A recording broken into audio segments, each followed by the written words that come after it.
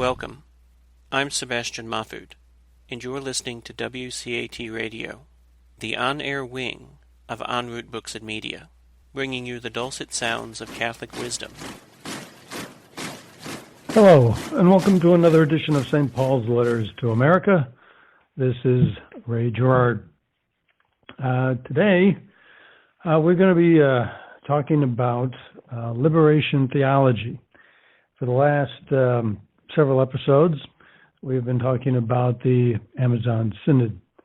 And so today we're going to do a little bit of a continuation on that. The Amazon Synod, it is said, follows and is based on a lot of the same principles that are found in liberation theology. A lot of the participants in the Amazon Synod are people who support and believe in liberation theology. And there are a lot of commonalities to be found between the two of them. So if we're going to understand the Amazon Synod, where the church is going with the process that was started with that synod, and what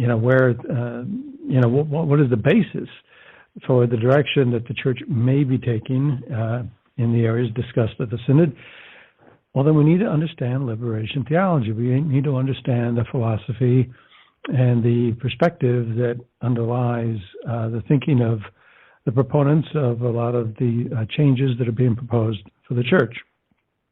So to do that, we're going to start with a writing from St. Paul. And why we're going to do that?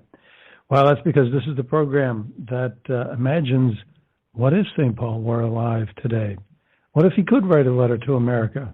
What would he tell us? Well, here in this program, we give you such a letter. And the reason is simple.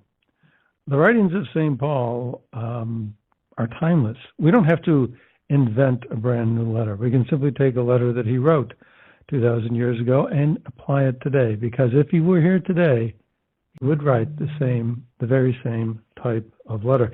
And as we discuss our topic today in light of the writings of St. Paul, we're going to do so with a certain motto in mind, as we always do, which is love and kindness through the light of truth. Today, the letter that we read is as follows. Slaves, be obedient to your human masters with fear and trembling, in sincerity of heart as to Christ, not only when being watched as currying favor, but as slaves of Christ, doing the will of God from the heart, willingly serving the Lord and not human beings, knowing that each will be requited from the Lord for whatever good he does, whether he is slave or free. Masters, act in the same way toward them and stop bullying, knowing that both they and you have a master in heaven, and that with him there is no partiality. So why this particular reading, which was originally written to the Ephesians? It comes from chapter 6 of his letter to the people of Ephesus. So why this particular portion of St. Paul's writings? Well, he's writing to slaves. He's writing to people that were probably the most oppressed. I mean, in terms of the categories of people that are oppressed, probably the category of people that are the most oppressed in any age. Slaves, people who are not even free, people whose labor and the fruits of their labor belong to somebody else. Slaves who can be told what to do most every minute of the day. And he's writing to those people, and he's telling them, do not begrudge your human masters. Obey them with fear and trembling. Be subservient.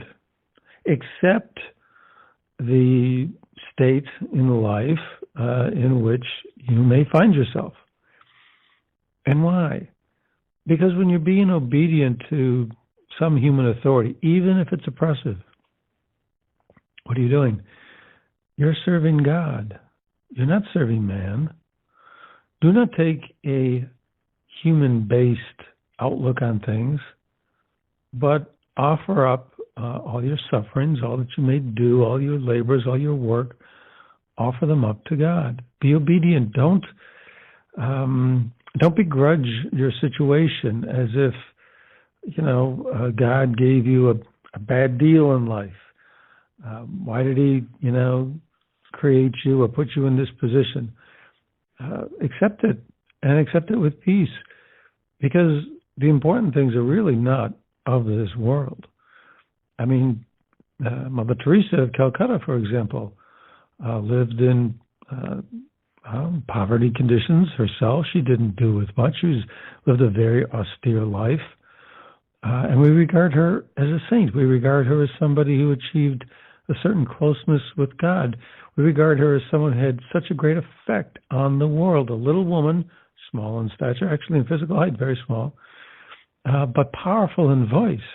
She could talk to presidents and Supreme Court justices and members of Congress at national prayer breakfasts here in the United States and basically tell them off. And they had to sit and listen, and by the end of it, most of them were clapping. There's power that came from the honesty with which she led her life, and that comes from having your eye on something else, having your eye on God above, having your eye on what is truly important. And so, what does St. Paul tell people in oppressed lifestyles? Accept it, offer it up to God. And if there is oppression and if there are wrongs and injustices that are done to you, well, know that each will be requited from the Lord for whatever good he does. And leave it up to God to take care of that. And then he offers an injunction against people who do have authority over others.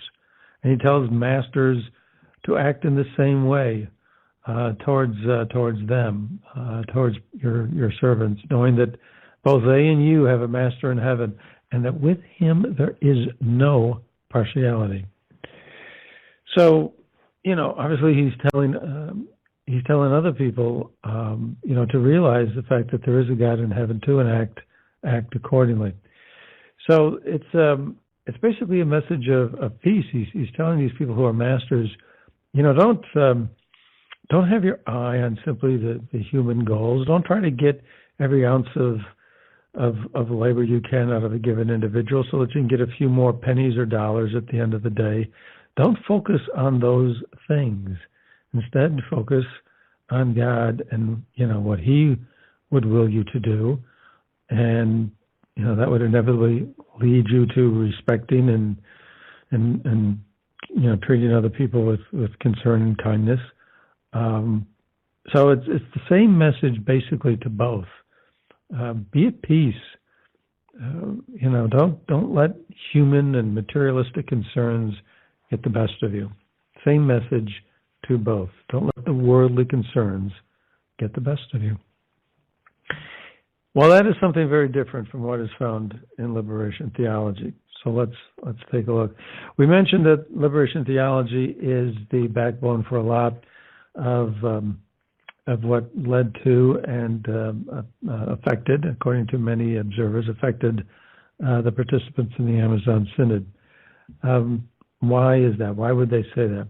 Well, there's a lot that they do have in common. For example, there's an emphasis on the rights of women, an emphasis on indigenous cultures and their religions, an emphasis on the oppression by multinational corporations, the oppression of poor people, the greater influence of lay people in the church, calls for profound changes in the liturgy, calls for the Eucharist for all, calls for God to be found or an emphasis focused on God to be found in nature, on an uncentering of the church, a breaking down of or dispersal of concentrated church authority, and more. So those are just some of the things that they have in common, but there are more. So it is important to look at liberation theology. Perhaps you've heard of liberation theology. Perhaps you have some concept of what it is. Perhaps it's just a term that's been bandied about, which loosely could be construed by a lot of people as the blending of the church and politics. It's priests getting involved in revolutionary movements in Southern America. It's priests and nuns and religious people, fighting for the poor and oppressed in South America in ways that are not traditional for the church.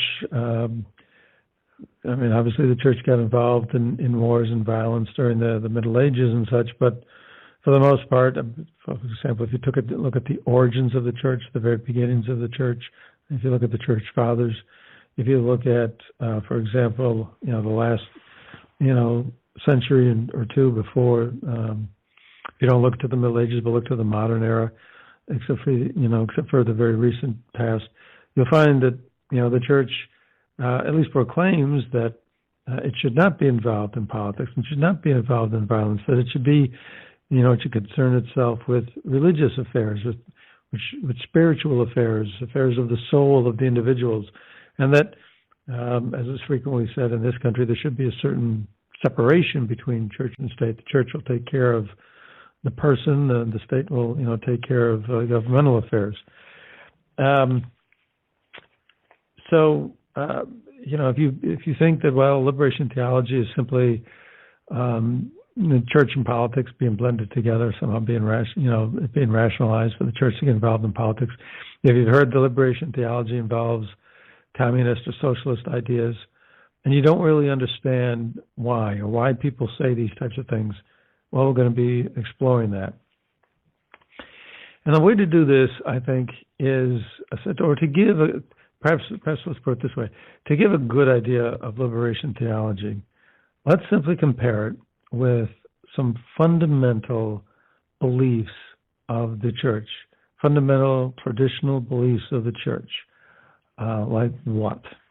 Well, like things like free will, sin, the nature of God, the role of love, the role of suffering, the meaning of the Eucharist, the mission of the church, eschatology and theology itself. These are this small little list right here is a listing of some of the most basic principles that can be found in church teaching. And if there are differences to be found in liberation theology on those fundamental points with what people have traditionally understood to be the teachings of the church, well, then it's important that we understand some of those differences, where they come from, and whether or not they are actually for the good or not. So let's begin. Let's take the concept of free will, for example.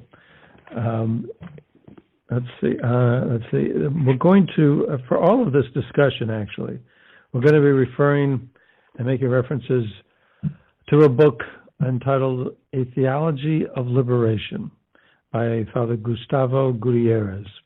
This was a book that was originally published, I believe, in 1971. It was either in 1971 or very close, actually 1971, yes.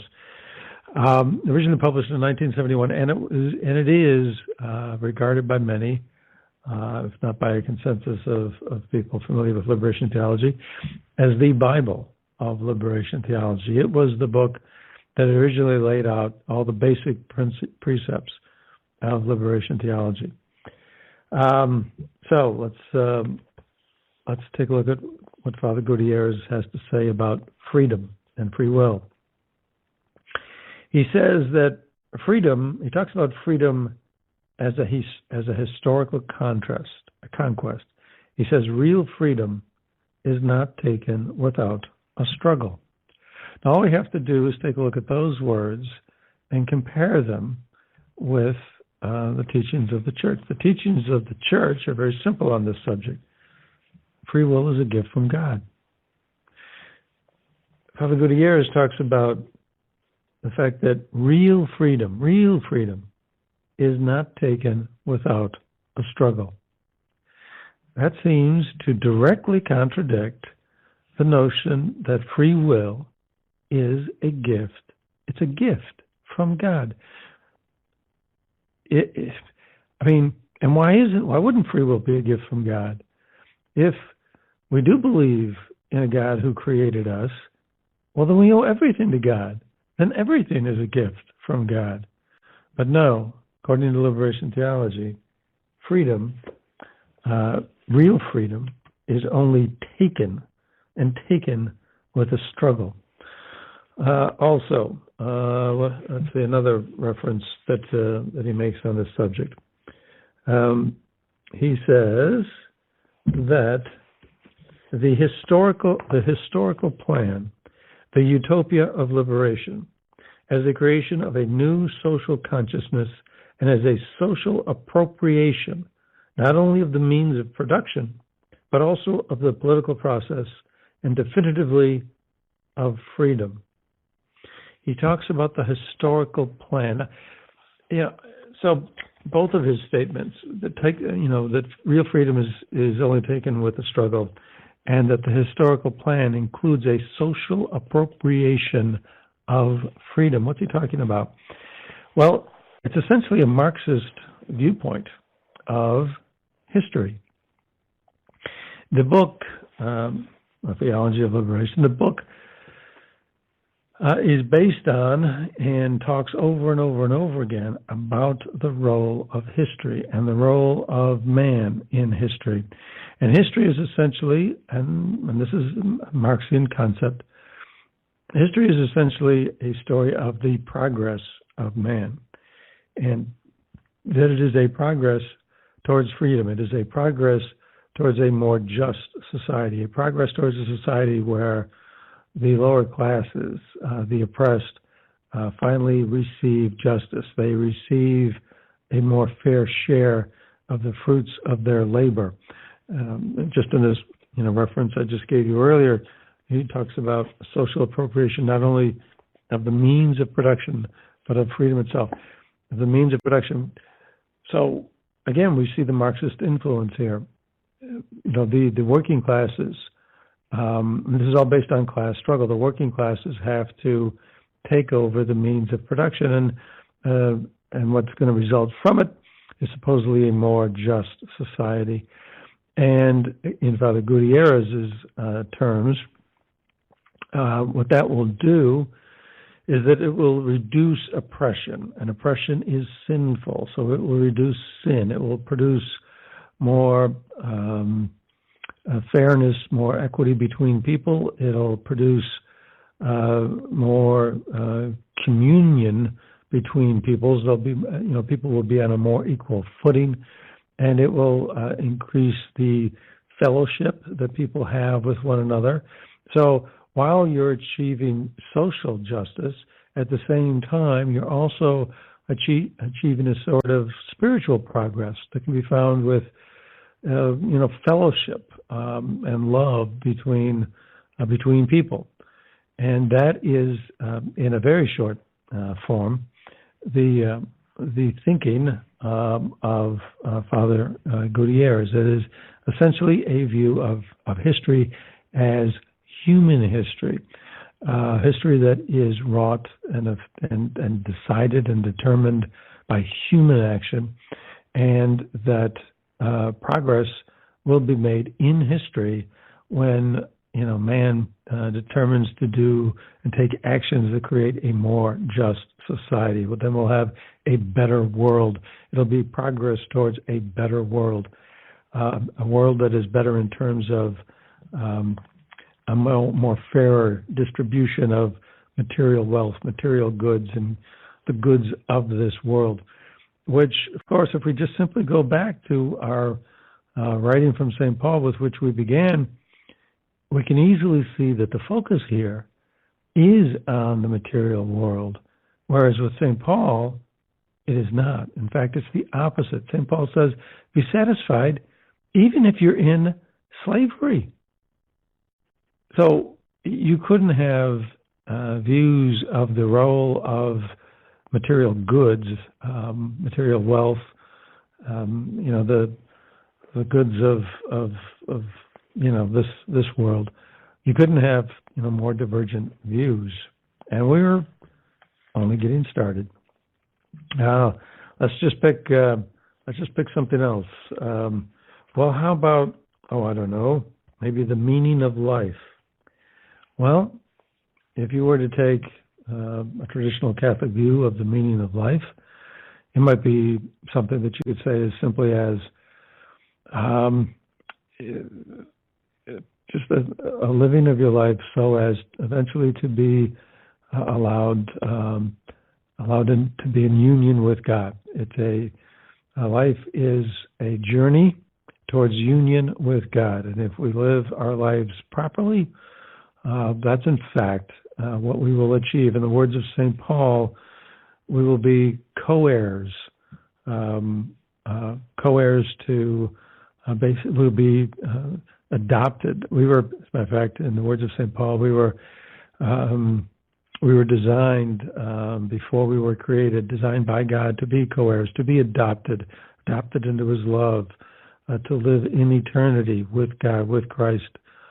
That is our goal. That's the purpose of our life. Well,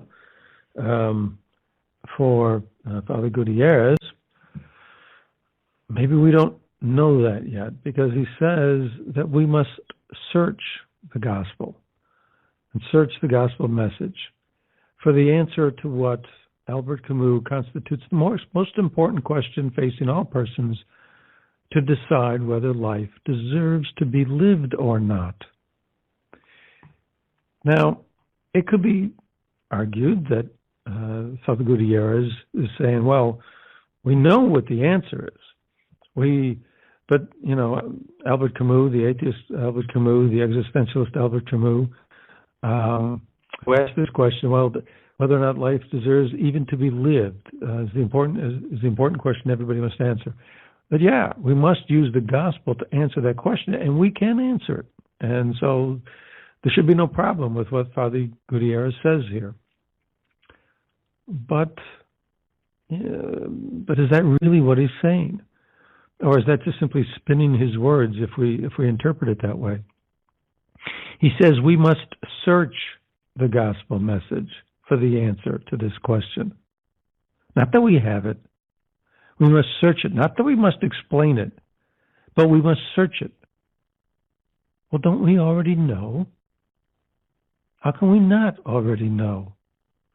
How can we not already know that the truth, the way, is simply Christ Himself? And our entire purpose in life is simply to follow Christ, to take up our cross and follow Christ. What else could you want? Again, his words, we must search the gospel message for the answer to this question. No, we already have that answer. We have that answer. Christ gave us that answer. Christ told us that answer. By His death on the cross, He gave us that answer. From His resurrection and appearance to the apostles after His death on the cross, He gave us that answer. Let's perhaps take another one. Well, how about violence? I mean, is religion something that can be used to justify violence? Many atheists in this world today complain that many of the problems of this world are due to the fact that most of the world's population is religious. They point to religious wars. They point to, for example, the beliefs the terrorist acts of ISIS, for example, which are based on their interpretation of their religious beliefs. And they look at, many wars as being religious in nature, and that the world would in fact be a lot better without religion, because we wouldn't have the violence that stems from people claiming, well, my religion is right and yours is wrong. Well, what does Father Gutierrez have to say about violence? Well, there are, as you might expect, references in this book to being involved in revolutions and violence. He says, for example, that the building of he says that the building of a just society means the confrontation in which different kinds of violence are present between groups with different interests and opinions. The building of a just society means overcoming every obstacle. So, the building of a just society means confrontation in which different kinds of violence are present. But that the building of a just society means overcoming every obstacle. Well, if different kinds of violence are present in any kind of a struggle for a just society, and in order to get that just society, we have to overcome every obstacle. Then we have to overcome the violence. How do you overcome violence? Do you overcome it with an olive branch and peace, and simply marching without committing any violence yourself? Well, you could perhaps interpret Father Gutierrez as saying that. However, I don't know that many people would mistake him for another Mahatma Gandhi. We could, for example, look to another reference that he makes in regard to violence, and that would be one in which he says that in Latin America, the Church must place itself squarely within the process of revolution amid the violence which is present in different ways.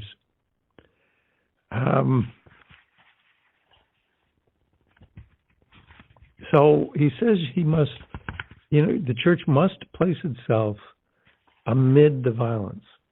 Well, I suppose again you could interpret this to say, well, you got to place yourself in the middle of the violence in order to quell the violence. You place yourself in the middle of the violence, standing simply as a peaceful figure to try to tell everybody else to stop the violence. But in fact, it's hard to read that in these passages and the writings of Father Gutierrez in this book, because there are many references to the need for the struggle. The overall tone of the book is one that speaks about revolution and the struggle, the historical struggle, and you have to overcome oppression. And the oppressors are not going to give up easily. He doesn't talk about reaching out to the oppressors and giving them a message of peace and telling them that they need to stop what they're doing. That, in fact, of course, I would think would be the approach that somebody who is advocating peaceful means would take. But in fact, he says that we do not really need to speak to the oppressors. He says that it is to the oppressed that the Church should address itself, and not so much to the oppressors. By the way, these words that I'm attributing to Father Gutierrez, they are all direct quotes. These are not paraphrasings; they're exact quotes. And another such quote: "It is then to the oppressed that the Church should address itself, and not so much to the oppressors." He talks about the people who are oppressed having the right to denounce the oppressive activities. In fact, they're the only ones that have the right to denounce the oppressive activities. It's as if they can cast the definitive word on, in terms of the moral judgments of the acts of the oppressors. So it's a one-sided view of things. And why shouldn't the Church direct itself to the oppressors? Why shouldn't the Church tell these people, like St. Paul told the masters, to, be kind to your servants. Stop bullying them, knowing that there is a God in heaven who's going to repay you for all your actions. Why shouldn't this is what Paul said. And if Paul is in fact to be accorded the role of being an author of works that are inspired by God, as the early church fathers regarded him, because they put his letters into the canon of scriptures that became what is known today as the Bible. St. Paul has been regarded like this for centuries, for millennia. And he says something very different than Father Gutierrez. So who is right? Who should we believe? Is there in fact a direct opposition between Father Gutierrez and St. Paul? And if so, do we side with Father Gutierrez over St. Paul? Well, I'll take St. Paul. It's hard to understand why Father Gutierrez can think that this, in fact, that what he's talking about actually coincides with the writings of St. Paul. And it's not just the writings of St. Paul. It's hard to understand how Father Gutierrez can think that this principle of being partial to certain people is, in fact, proper teaching. It's not just the writings of St. Paul. There are other writings in the Bible. For example, in chapter 19 of Leviticus, it says, there's an instruction, show neither partiality to the weak nor deference to the mighty. Also, for example, in chapter 6 of the book of Wisdom, it says, for the ruler of all shows no partiality, nor does he fear greatness, because he himself made the great as well as the small. God is the God of all. He made the great as well as the small. And in the writing that we gave from St. Paul, with which we started, the final sentence is, there is no partiality with God. If there is to be a God who created all, if each individual person is supposed to have dignity because he, in fact, is a creation of God, if, in fact, God looks on all that he creates and thinks that it is good, if, in fact, God is a God of love and therefore loves everyone, each person that he has created, that he is a God of all. And picking a side, taking sides and allowing partiality, there's a doctrine in liberation theology, I forget the exact term for it, but something along the lines of, the favoritism of the oppressed, that the poor need help, and which is, of course, true, and which is, of course, something that is completely consistent with everything that the church has taught for centuries. There's many stories of saints.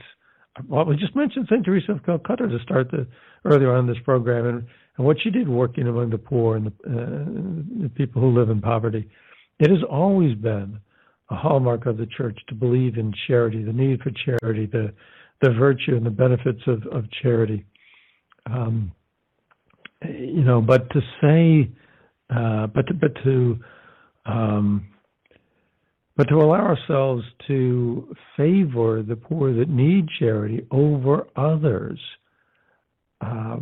is again a focus on material things.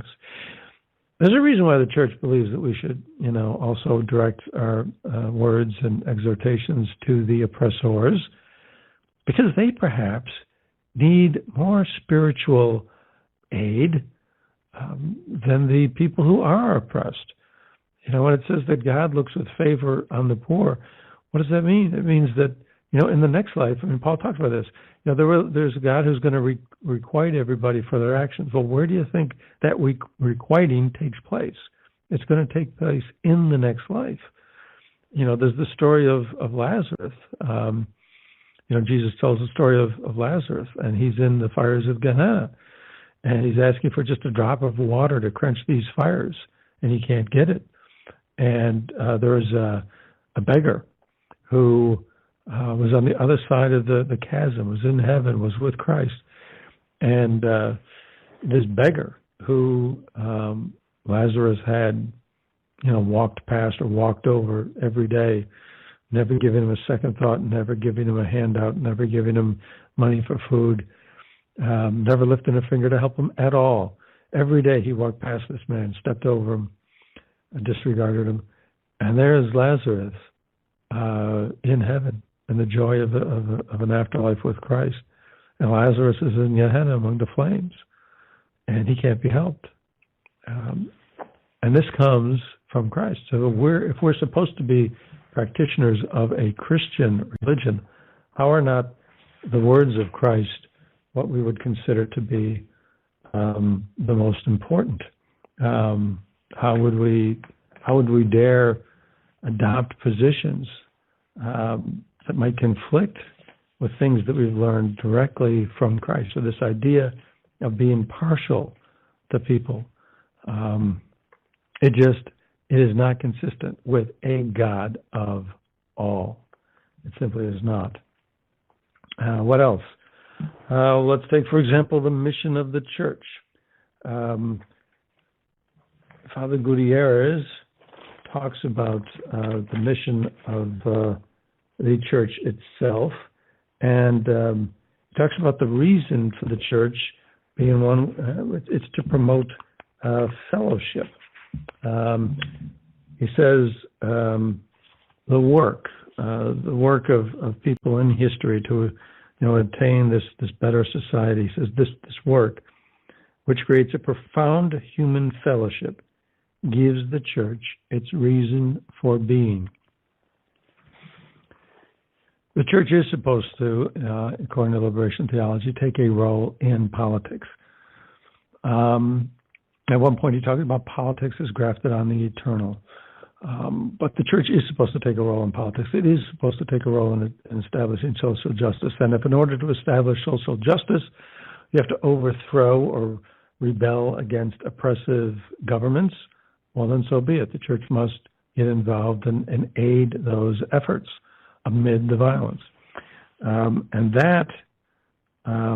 those efforts to create this society of greater social justice, the society of human fellowship, that gives the church its meaning. It actually strips the church of its meaning.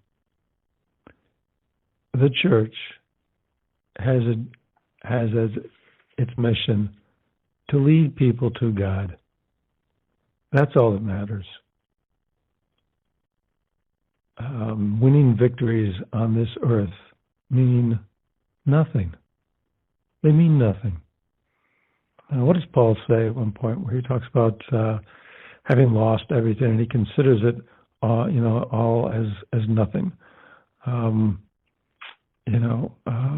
Worldly concerns, they matter none at all. The church's mission is to lead people to God. So again, we have a very different view of something that is fundamental, to the Catholic faith. Oh, let's take up God Himself. Could a Catholic priest have a view of God that somehow would perhaps not be consistent with what we think is traditional Catholic teaching? Father Gutierrez says, and again I quote, "We cannot expect the true and opportune counsel today to come from those who are, quotes, verticalists, close quotes, in theory, and quotes, horizontalists, close quotes, in practice. The problem exists, but the solution can only come from the very roots of the problem.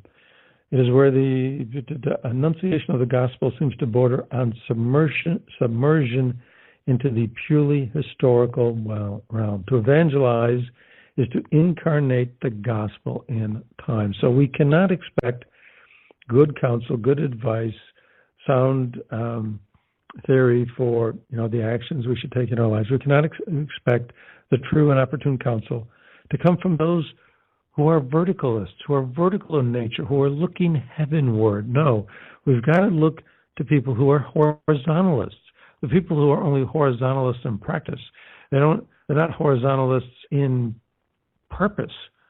Those people aren't the ones we should listen to, according to Father Gutierrez. But they are. I mean, again, this is very contrary to what St. Paul said in the reading from which we began. Paul says, accept conditions as bleak and abysmal as slavery. Don't worry about, these material situations, these material conditions. Just do your work, do your slave work, not to humans, but as if you're obeying God. That's maintaining a verticalist view of things. And Father Gutierrez says we don't need that. That instead we have to submerge the gospel into the purely historical realm. That we have to incarnate the gospel in time. Well, if God is timeless, if Christ is timeless, if God himself is outside of time, as he would have to be if he was going to create it, he's going to create the universe, he's going to create everything, if he's going to create being itself, he has to be outside of time. So to evangelize, to spread the truth, to speak the truth, we have to put God into time. We're changing the nature of God. And to put God into the historical realm, and Father Gutierrez talks about the historical realm as being the realm of humanity. What are we doing? We're moving God towards man. We are not moving man towards God. These are just absolutely fundamental differences in the ways of looking at things. And if these differences are so profound and so deep and so fundamental, how can good come of liberation theology? If these differences are differences for the worse, if these differences, if the views of liberation theology that we're talking about are not correct, then how can good come from liberation theology? And if they are correct, then most everything the Catholic Church has believed in for 2,000 years is misguided.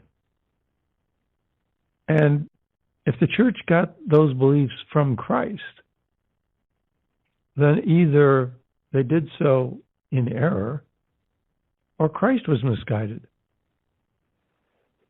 I mean, these are not small issues.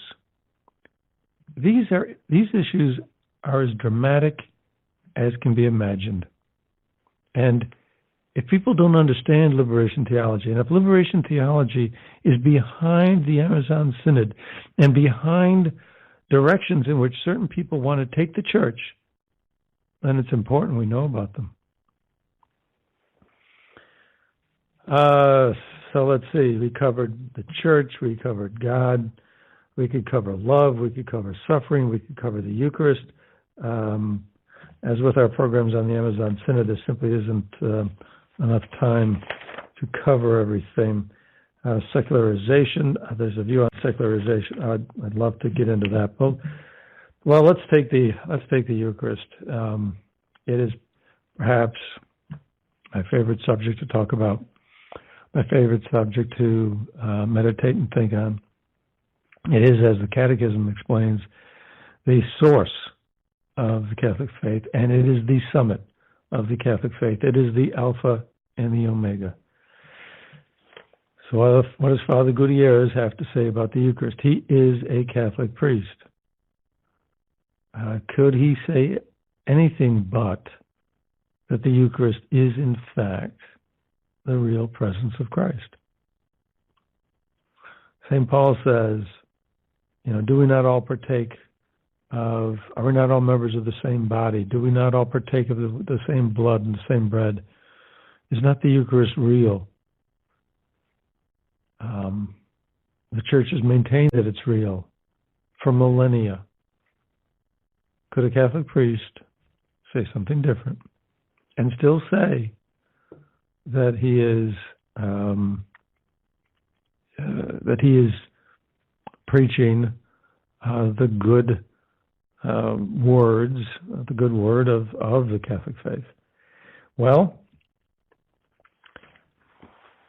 let's go again to the words of Father Gutierrez himself. He says, again quoting, "Participation in the Eucharist, for example, as it is celebrated today, appears to many to be an action which, for want of the support of an authentic community, becomes an exercise in make-believe." So this is a statement with a caveat. If we were going to defend the statement made here by Father Gutierrez, we could simply say, the celebration of the Eucharist appears to many as an exercise in make-believe. This is not what Father Gutierrez believes. But let's look at the language closely. It says, it appears to many to be an action which, for want of the support of an authentic community, becomes an exercise in make-believe. For want of the support of an authentic community. He's talking again about this creation of a human fellowship. And the creation of a human fellowship, it is,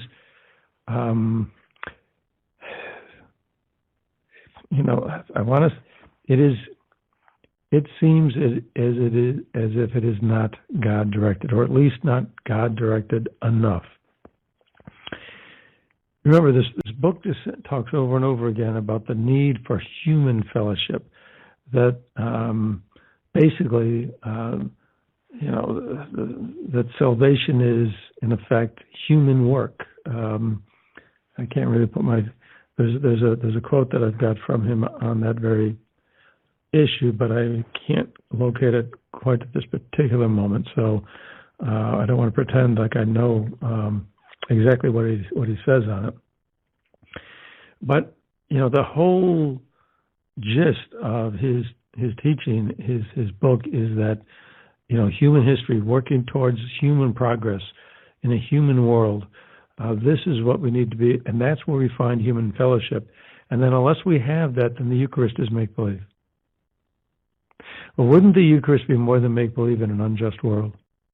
Wouldn't the Eucharist be more than make-believe without human fellowship? Wouldn't the Eucharist be more than make-believe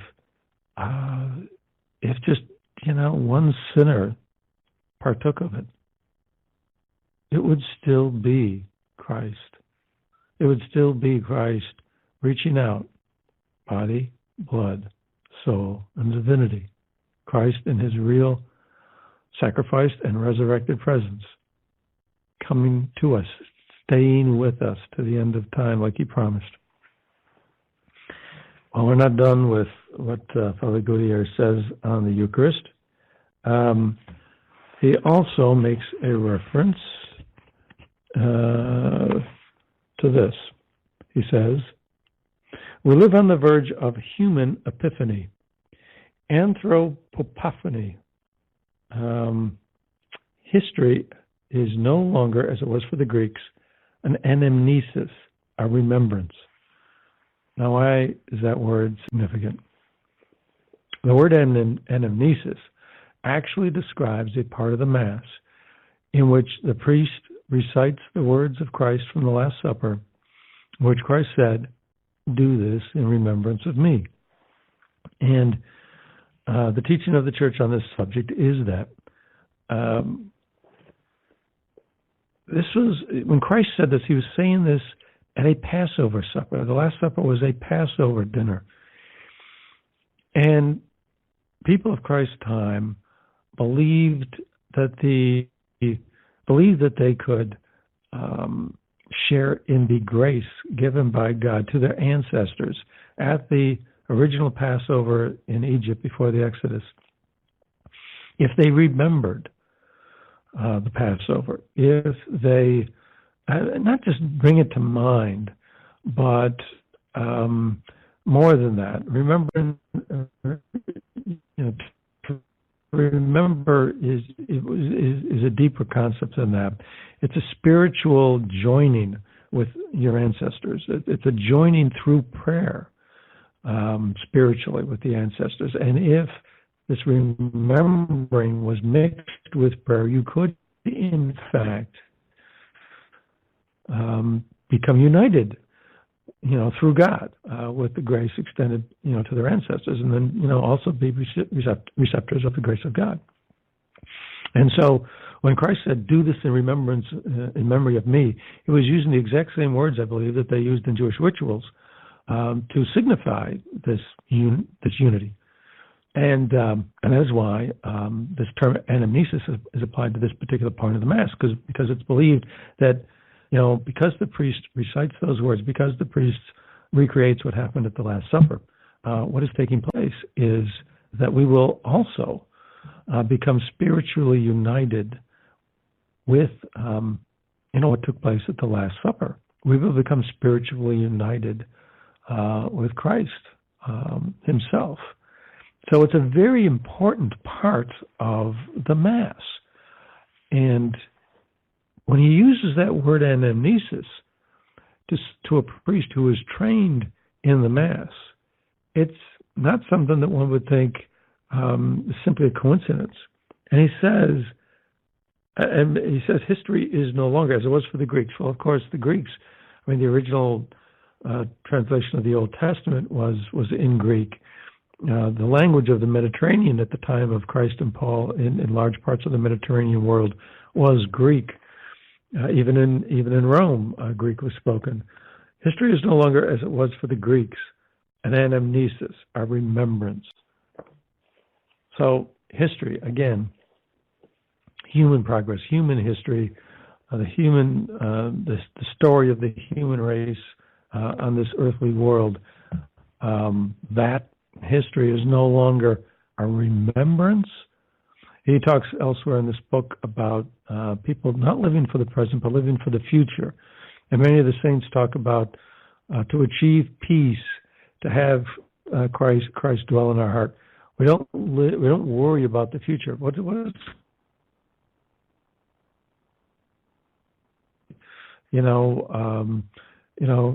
God the Father knows how many hairs you have on your head. Don't worry. Don't worry about things. Just trust in God. The saints say this over and over again. Live for the present moment. Don't worry about the future, because that expresses a certain lack of trust in God. So anyways, but he says something different. We need to live for the future. We need to live for this working out of history. Don't look back. Well, but we need to look back. It's no longer an amnesia, no longer remembrance. No, we do have to remember. We do have to look back. And what do we look back to? We look back to the Last Supper. We look back to the resurrection. We look back to the sacrifice on the cross. We look back to Christ.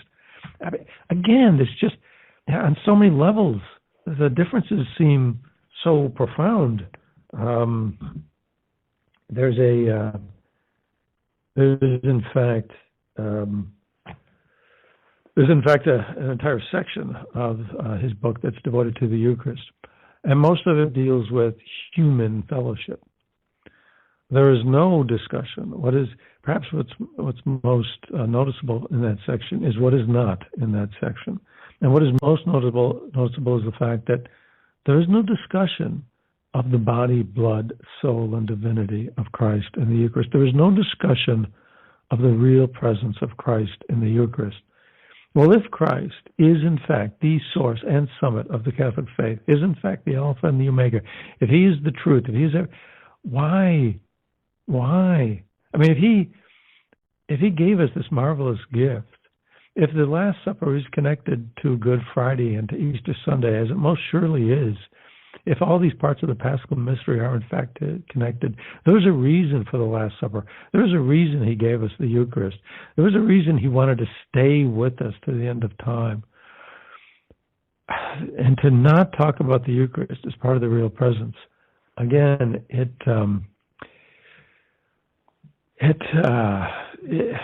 is something, frankly, I cannot understand. I do want to mention this. Just a just to cover the subject of suffering as well, because I think this ties into a lot of the other things that Father Gutierrez says. He talks about that the salvation of Christ is a radical liberation from all misery. Well, no, it's not. No, it's not. And of course, it has to be if you're going to justify all of his liberation theology.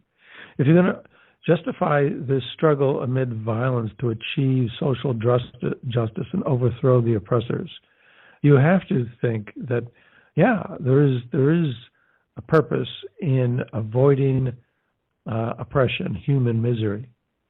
But Christ doesn't promise that. Christ doesn't promise that at all. Christ suffered. He suffered on the cross. He told us to take up our cross and follow him. He told the apostles, people are going to lead you where you do not want to go. The apostles all died as martyrs. Most all of them died as martyrs. They suffered. The elimination of all misery was not what they wanted above all else. In fact, there are stories of many saints going through mortifications to suffer in order to feel some of the suffering of Christ, to become closer in a way towards Christ, to perhaps orient their minds closer to the mind of Christ. God does not promise this to us. Not in this life. Not in this life. These are very fundamental differences. Again, on all of these subject areas: suffering, God, love, the Eucharist, the purpose of the church, partiality over certain people over others, free will, the meaning of life. We didn't even get to secularization. The meaning we didn't even get to the meaning of sin either. Sin is not a private matter; it's a collective matter. Well, no, it's not. But we really don't have the time to go into that now. But on so many levels, these teachings conflict with what has been understood for centuries and millennia by the church, with what has been worked out by scholars and saints, but has been worked out through the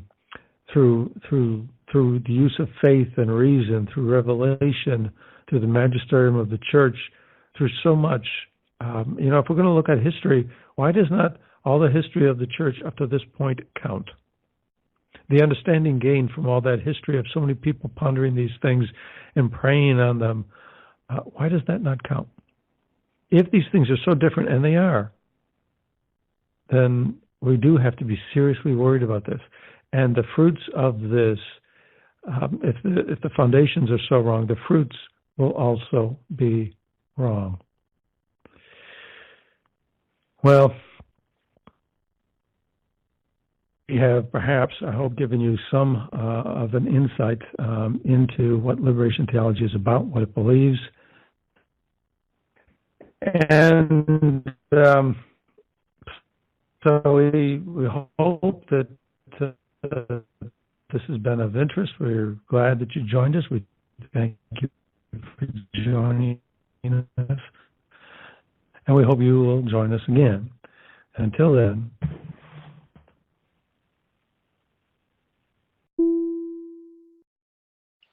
Hi, everybody. This is Al Belowski, host of Catholic Mysticism and All Things Catholic. We have such a beautiful, vibrant faith, and I want to introduce you to it. And what we do on the show is we talk about the supernatural. We talk about a prayer life. We talk about the battle that's waged between good and evil. We talk about Satan, and we talk about God and the battle that they have begun for our souls. And we talk about our brothers and sisters, the saints.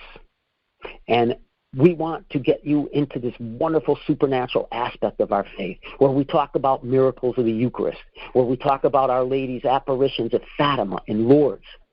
And we can let our souls be nourished with this and continue to grow closer to our Lord in holiness. And by our brothers and sisters that have gone before us, the saints, that we tap into their lives and talk about them and the challenges that are so relevant today in our world as it was for them.